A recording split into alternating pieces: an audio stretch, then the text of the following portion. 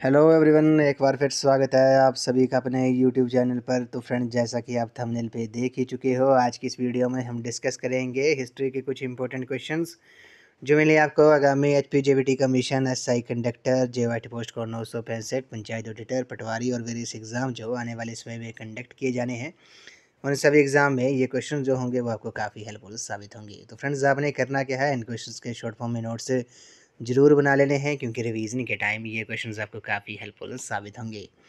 तो फ्रेंड्स, आप मुझे इंस्टाग्राम पर भी फॉलो कर सकते हो। इंस्टाग्राम आईडी का जो लिंक है वो मैंने डिस्क्रिप्शन बॉक्स में दे दिया है। तो फ्रेंड्स, वीडियो को शुरू करते हैं। इसको वीडियो का क्वेश्चन नंबर फर्स्ट है। इसमें बोला गया कि 1800 क्रांति के दौरान निम्न में से कौन एक क्रांतिकारी नेता नहीं था। तो आपने बताना है कि इनमें से कौन जो था वो एक क्रांतिकारी नेता नहीं था। तो इस क्वेश्चन का जो राइट आंसर है वो आपका ऑप्शन नंबर डी है। हैदराबाद के जो निज़ाम थे वे 1857 की क्रांति के दौरान क्रांतिकारी नेता नहीं थे। बाकी रानी लक्ष्मीबाई, तात्या टोपे और बेगम हजरत महल जो थे वो एक क्रांतिकारी नेता थे जब 1857 की क्रांति हुई थी। आपको पता है 29 मार्च 1857 को 34 नेटिव इन्फेंट्री के सिपाही मंगल पांडे ने बैरकपुर छावनी में विद्रोह किया था। 1857 का जो विद्रोह था वे 10 मई 1857 को मेरठ में शुरू हुआ था। तो ये आपने एग्जैक्ट डेट भी याद रखनी है, कब स्टार्ट हुआ था। 18 मई 1857 को 1857 का जो विद्रोह था वे मेरठ में शुरू हुआ था, और इसका जो तत्कालिक कारण था वे था गाय तथा सूअर की चर्बी लगे कारतूसों का प्रयोग था। ये आपने याद रखना है। और 1857 की क्रांति के समय भारत का गवर्नर जनरल जो था वो लॉर्ड कैनिंग, और इंग्लैंड के प्रधानमंत्री जो थे वो पार्मस्टेन लिबरल पार्टी के थे। वो आपने याद रखना है। अगले प्रश्न में चलते हैं। निम्नलिखित में 1857 ईस्वी के विद्रोह का कौन सा नेता अपने क्षेत्र से सही सुमेलित नहीं है। तो आपने बताना है। तो खान बहादुर खान जो है इस क्वेश्चन का राइट आंसर है। वे मेवात क्षेत्र से इनका संबंध नहीं था। बाकी बेगम हजरत महल जो थे वो लखनऊ से संबंधित थे। नाना साहेब कानपुर से, रानी लक्ष्मीबाई जो थी वो झांसी से। नेक्स्ट क्वेश्चन में चलते हैं। 1857 ईस्वी के बरेली विद्रोह का जो नेता था वे कौन था। तो 1857 ईस्वी के बरेली विद्रोह का जो नेता था वे खान बहादुर था। ऑप्शन नंबर ए जो है इस क्वेश्चन का राइट आंसर है। नेक्स्ट क्वेश्चन में चलते हैं। सैनिक विद्रोह के बाद ब्रिटिश सरकार ने किसे पकड़कर फांसी पर चढ़ाया था। इंपॉर्टेंट क्वेश्चन है। तो सैनिक विद्रोह के बाद ब्रिटिश सरकार ने तात्या टोपे को फांसी पर चढ़ाया था। ये आपने याद रखना है, इंपॉर्टेंट क्वेश्चन है। अगले प्रश्न में चलते हैं। इसमें बोला गया कि the last Mughal empire Bahadur Shah Zafar was exiled by the British and he passed away in captivity, where did is happen. तो ये जो था आपको रंगून में हुआ था। ऑप्शन नंबर ए जो है इस क्वेश्चन का राइट आंसर है। नेक्स्ट क्वेश्चन में चलते हैं। 1857 के विद्रोह से संबंधित नाम है, आपने बताना है। ऑप्शन दिए हैं सुभाष चंद्र बोस, महात्मा गांधी, जवाहरलाल नेहरू, रानी लक्ष्मीबाई। तो आपको बताया 1857 के विद्रोह से संबंधित नाम है वे रानी लक्ष्मीबाई जी का है। ऑप्शन नंबर सी जो है इस क्वेश्चन का राइट आंसर है। नेक्स्ट क्वेश्चन में चलते हैं। 1857 के स्वतंत्रता संग्राम के लखनऊ में अग्रणी जो नेता थे वे कौन थे। तो 1857 के स्वतंत्रता संग्राम के लखनऊ में अग्रणी नेता जो थे वो कौन थे। इस क्वेश्चन का जो राइट आंसर है वह आपका ऑप्शन नंबर डी है। ऑप्शन नंबर बी है बेगम हजरत महल जो है इस क्वेश्चन का राइट आंसर है। नेक्स्ट क्वेश्चन में चलते हैं। 1857 के स्वतंत्रता संग्राम का नेतृत्व जो था वो ग्वालियर में किसने किया था। तो 1857 ईस्वी के स्वतंत्रता संग्राम का जो नेतृत्व था ग्वालियर में किसने किया था। इंपॉर्टेंट क्वेश्चन है, कई बार एग्जाम में क्वेश्चन जो है वो पूछा गया है। तो इस क्वेश्चन का जो राइट आंसर है वह आपका ऑप्शन नंबर सी है, तात्या टोपे जो है इस क्वेश्चन का राइट आंसर है।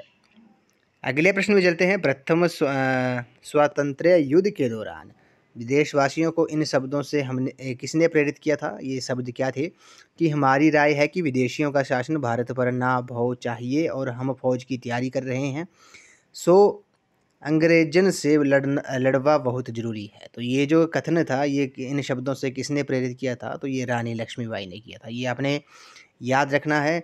तो प्रथम स्वातंत्र्य युद्ध के दौरान देशवासियों को इन शब्दों से किसने प्रेरित किया था कि हमारी राय है कि विदेशियों का शासन भारत पर ना भाव चाहिए और हम फौज की तैयारी कर रहे हैं, सो अंग्रेजन से लड़वा बहुत ज़रूरी है। ये कथन जो था वो रानी लक्ष्मीबाई ने कहा था। कब कहा था? प्रथम स्वातंत्र्य युद्ध के दौरान। अगले प्रश्न में चलते हैं। 1857 के प्रथम स्वतंत्रता संग्राम से पूर्व जनमानस को आंदोलित करने वाली भावनाओं को अधोवर्णित प्रभावी काव्य व्यक्ति किसने प्रदान की थी? सिंहासन हिल उठे राजवंशों ने भ्रिकुटी तानी थी, बूढ़े भारत में आई फिर से नई जवानी थी, और दूर फिरंगी को करने की सबसे मन में ठानी थी, चमक उठी उस सनसनातम में वे तलवार पुरानी थी। तो ये जो है इस क्वेश्चन का जो राइट आंसर है, ये सुभद्रा कुमारी चौहान ने ये काव्य विभक्ति जो थी वो प्रदान की थी, ये आपने याद रखना है। अगले प्रश्न में चलते हैं। झांसी की रानी लक्ष्मीबाई की समाधि जो है वो किस स्थान पर अवस्थित है? इंपॉर्टेंट क्वेश्चन है। तो झांसी की रानी लक्ष्मीबाई की जो समाधि है वे लश्कर जो कि ग्वालियर में है, मध्य प्रदेश में इनकी समाधि जो है वो अवस्थित है, ये आपने याद रखना है। अगले प्रश्न में चलते हैं। 1857 के विद्रोह का प्राकृतिक स्वाभाविक नेता जो था वो कौन था? तो 1857 के विद्रोह का जो स्वाभाविक प्राकृतिक नेता जो था वे बहादुर शाह जफर था। ऑप्शन नंबर सी इस क्वेश्चन का राइट आंसर है। इंपॉर्टेंट क्वेश्चन है, ये एग्जाम में कई बार क्वेश्चन पूछा गया है। उसी तरह 1857 के ईस्वी के विद्रोह का जो प्रतीक था वे क्या था? कमल और रोटी। जो कमल और रोटी दोनों ये आपने याद रखने हैं, ये 1857 के विद्रोह के प्रतीक थे। अवध के अंतिम नवाब कौन थे? वाजिद अली शाह थे, ये भी आपने याद रखना है। और 1857 का विद्रोह जो था वो वास्तव में किस दिन और कहाँ शुरू हुआ था? तो ये 10 मई 1857 को मेरठ से शुरू हुआ था, ये आपने नोट डाउन कर लेना है। प्रथम स्वतंत्रता संग्राम में किसकी एकता का वर्णन हुआ है? तो वो हिंदू मुस्लिम एकता का वर्णन हुआ है, ये भी आपने याद रखना है। और 1857 की क्रांति का जो तत्कालीन कारण था, उस कारण क्या था 1857 की क्रांति का? तो आपको बताया गाय और सूअर की चर्बी से बने जो कारतूस थे उसका प्रयोग जो था वो तत्कालीन कारण था 1857 की क्रांति का। एक बात आपने और याद रखनी है कि किस एक महान भारतीय महिला योद्धा जिसने 1857 में स्वतंत्रता के प्रथम युद्ध में भाग लिया था वे कौन थी? वे रानी लक्ष्मीबाई थी, ये आपने याद रखना है। नेक्स्ट क्वेश्चन में चलते हैं। 1866 ईस्वी में लंदन में ईस्ट इंडिया एसोसिएशन की जो स्थापना थी वे किसने की थी? इंपॉर्टेंट क्वेश्चन है। तो 1866 में लंदन में ईस्ट इंडिया एसोसिएशन की जो स्थापना थी वे किसने की थी? वे दादा भाई नौरोजी ने की थी। ऑप्शन नंबर बी जो है इस क्वेश्चन का राइट आंसर है। नेक्स्ट क्वेश्चन में चलते हैं। इसमें बोला गया कि किस वायसराय ने अलीगढ़ कॉलेज को निजी चंदा दिया था? तो अलीगढ़ कॉलेज को निजी चंदा जो था वो लॉर्ड नॉर्थब्रुक ने दिया था, ये आपने याद रखना है। लॉर्ड नॉर्थब्रुक ने वायसराय ने अलीगढ़ कॉलेज को जो था वो निजी चंदा दिया था। नेक्स्ट क्वेश्चन में चलते हैं। भारत के किस वायसराय ने के समय में इंडियन पेनल कोड यानी कि IPC, civil procedure code CPC तथा क्रिमिनल प्रोसीजर कोड पारित किए गए थे? तो भारत के किस वायसराय के इसमें, ये आपको बताऊंगा लॉर्ड कैनिंग के इसमें। ये क्वेश्चन जो था भी HP टेट आर्ट्स में पूछा गया था कि भारत के किस वायसराय के इसमें आईपीसी, सीपीसी यानी कि सिविल प्रोसीजर कोड और क्रिमिनल प्रोसीजर कोड जो था वो पारित किए गए थे? तो लॉर्ड कैनिंग के समय में। अगले प्रश्न में चलते हैं। निम्नलिखित में से किसने आईसीएस में प्रवेश के लिए आयु 21 से घटाकर 19 कर दी थी? इंपॉर्टेंट क्वेश्चन है। तो किस वायसराय ने?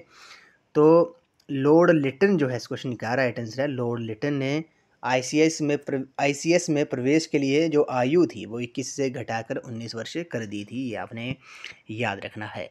अगले प्रश्न में चलते हैं। बंगाल का विभाजन जो था वो कब हुआ था? तो बंगाल का जो विभाजन था वो अब आपको पता है वर्ष 1905 में हुआ था। ऑप्शन नंबर ए जो है इस क्वेश्चन का राइट आंसर है। इंपॉर्टेंट क्वेश्चन है, कई बार एग्जाम में पूछा गया है।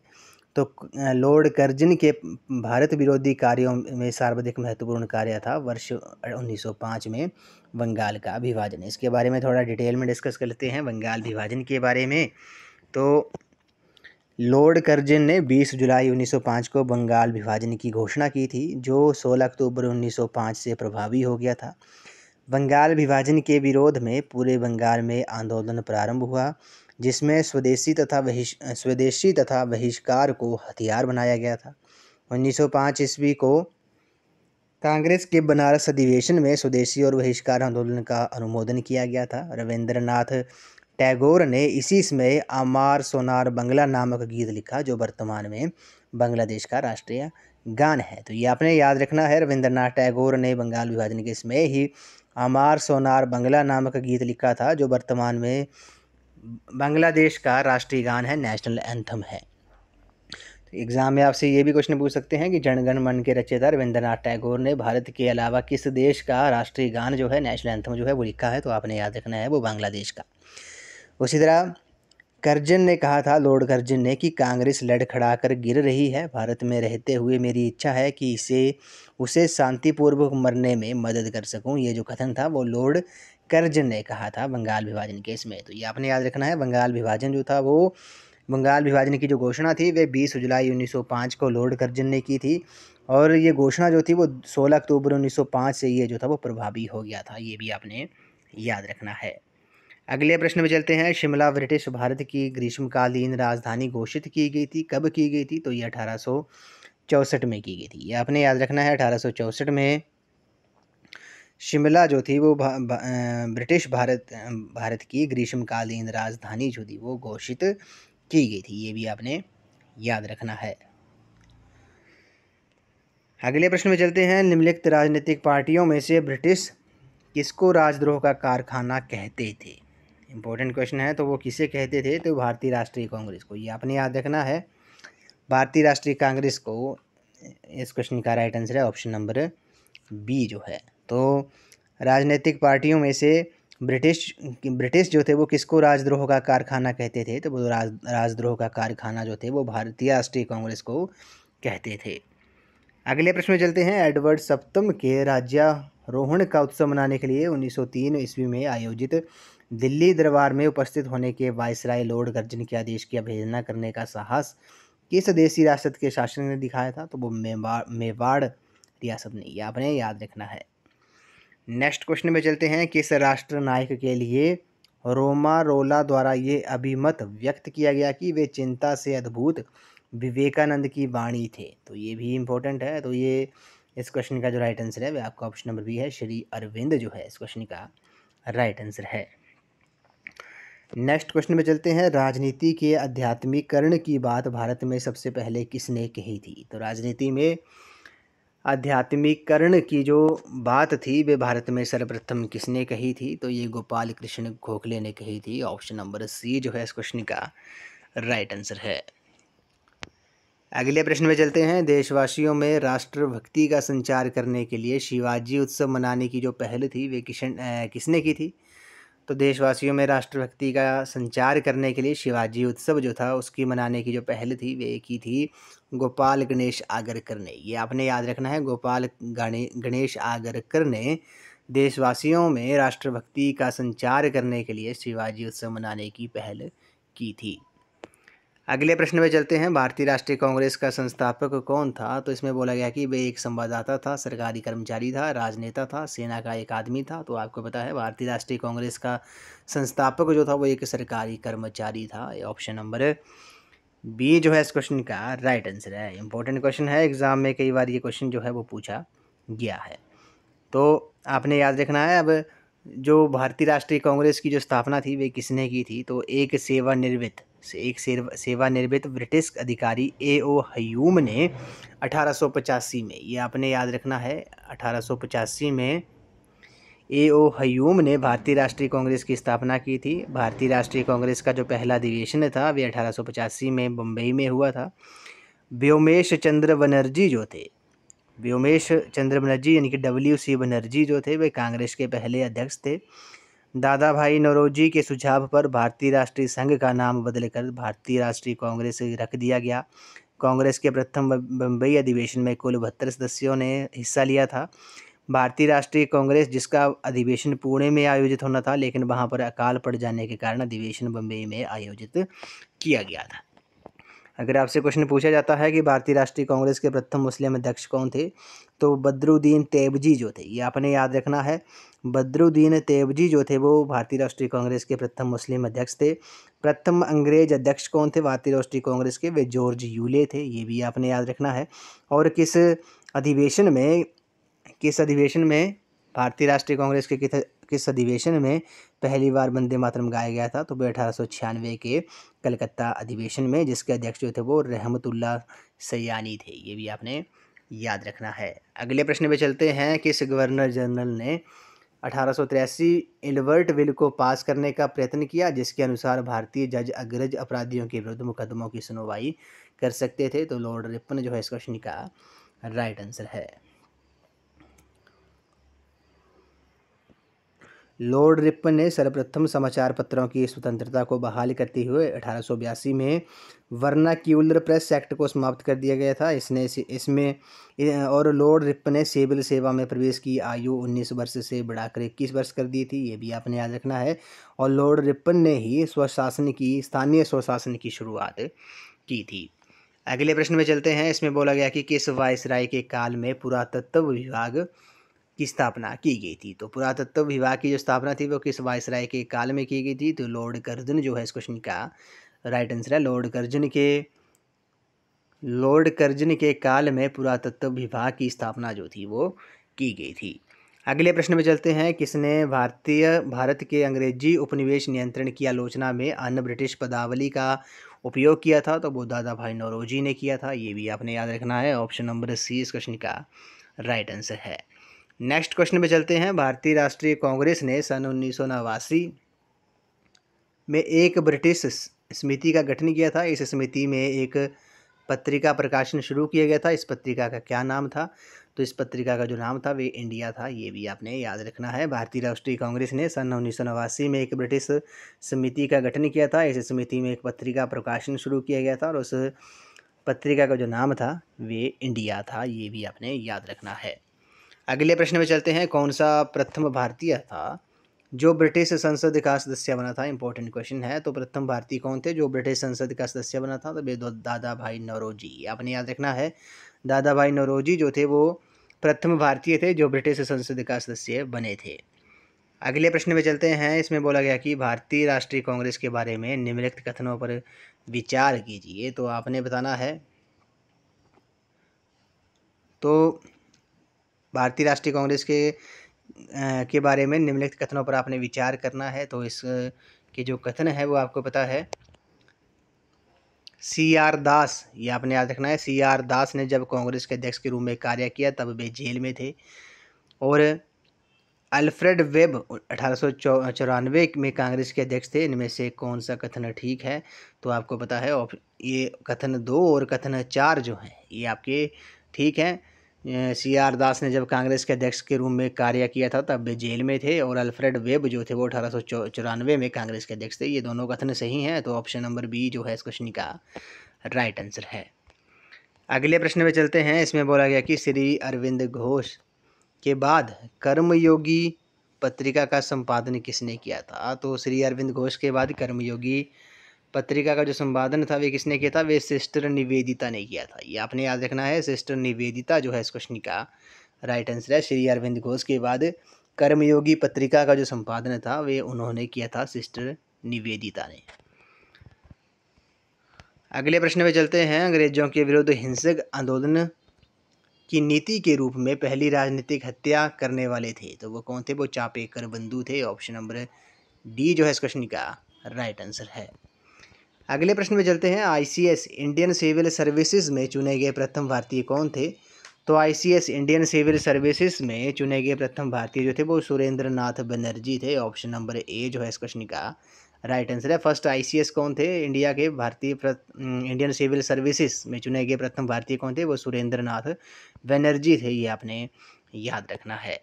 अगले प्रश्न में चलते हैं। ब्रिटिश शासन के दौरान भारत के लिए राज्य का सचिव सेक्रेटरी ऑफ स्टेट था। तो ब्रिटिश शासन के दौरान भारत के लिए राज्य का सचिव सेक्रेटरी था, आपको पता होगा। एक ब्रिटिश मंत्री था जिसे सरकार पर पूर्व नियंत्रण दिया गया, ये आपने याद रखना है। इस वीडियो का ये लास्ट क्वेश्चन है। सत्याग्रह के सिद्धांत के प्रथम प्रस्तुतकर्ता जो थे वो कौन थे। तो सत्याग्रह के सिद्धांत के प्रथम प्रस्तुतकर्ता जो थे वो कौन थे। वे GK गोखले थे, ये आपने याद रखना है। गोपाल कृष्ण गोखले जो थे इस क्वेश्चन का राइट आंसर है। ये सत्याग्रह सिद्धांत के प्रथम प्रस्तुतकर्ता थे, ये आपने याद रखना है। ऑप्शन नंबर डी जो है इस क्वेश्चन का राइट आंसर है। तो फ्रेंड्स आज की इस वीडियो में बस इतना ही। आज हमने हिस्ट्री के कुछ इंपॉर्टेंट क्वेश्चन डिस्कस किए जो मैंने आपको आगामी HP JVT commission, SI conductor, JOIT post को 965, पंचायत ऑडिटर, पटवारी और वेरियस एग्ज़ाम जो आने वाले समय में कंडक्ट किए जाने हैं उन सभी एग्ज़ाम में ये क्वेश्चन जो होंगे वो आपको काफ़ी हेल्पफुल साबित होंगे। तो फ्रेंड्स आपने करना क्या है, इन क्वेश्चंस के शॉर्ट फॉर्म में नोट्स ज़रूर बना लेने हैं क्योंकि रिवीजन के टाइम ये क्वेश्चंस आपको काफ़ी हेल्पफुल साबित होंगे। तो फ्रेंड्स आप मुझे इंस्टाग्राम पर भी फॉलो कर सकते हो। इंस्टाग्राम आईडी का जो लिंक है वो मैंने डिस्क्रिप्शन बॉक्स में दे दिया है। तो फ्रेंड्स आज की इस वीडियो में बस इतना ही। अगर आपको वीडियो अच्छी लगी है तो वीडियो को लाइक शेयर एंड कमेंट जरूर कर दें। चैनल को सब्सक्राइब भी जरूर कर दें। बेल आइकन प्रेस करना ना भूलें और ऑल नोटिफिकेशन ऑन कर दें ताकि मेरे आने वाली हर वीडियो की नोटिफिकेशन आपको मिलती रहे। तो आज की इस वीडियो में बस इतना ही। तो थैंक यू फ्रेंड्स।